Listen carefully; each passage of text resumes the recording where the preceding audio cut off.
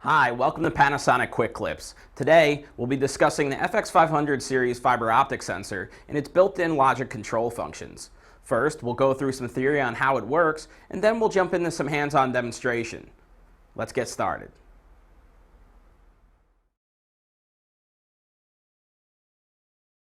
Each FX-500 sensor is equipped with an optical communication port located on its side that allows it to communicate with other amplifiers that are set adjacent to it. The built-in logic function utilizes this port to send the output data of the first sensor through to the second for analysis and judgment.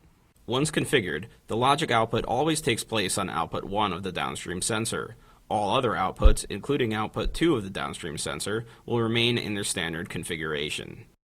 There are 3 logic commands available in the FX-500 series: AND, OR, and exclusive OR. This chart shows a matrix on how the logic output operation is affected by the sensing status of sensors A and B. In the AND configuration, both A and B must be on to meet the requirement. For the OR configuration, A, B, or the combination of both A and B will allow it to activate. The exclusive OR configuration works similar to the OR configuration. However, if A and B are both on at the same time, the output will not be active. Now that we know the basics, let's go hands-on so we can learn how to configure and utilize this function. For this demonstration, I'm going to take 2 amplifiers and put them in an AND configuration, so that way the second amplifier only has its output fire if the output of the first one is as well. Now we're doing a communication downstream from the first to the second amplifier here. So what I'm going to do is I'm going to go into my Pro modes. I'm going to select Pro 7.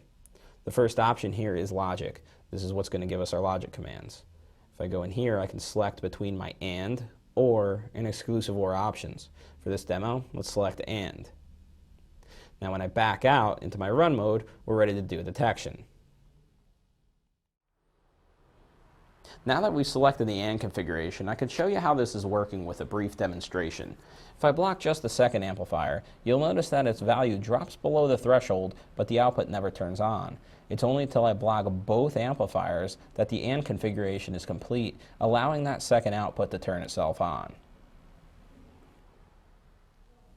Now if we set this up in OR configuration, the first fiber or the second fiber blocked is going to allow the output of the second amplifier to turn on. So the first one or the second one. And lastly, set up in exclusive OR mode, the first fiber or the second fiber will allow the second output to turn on. However, if I block both fibers, that output will remain off.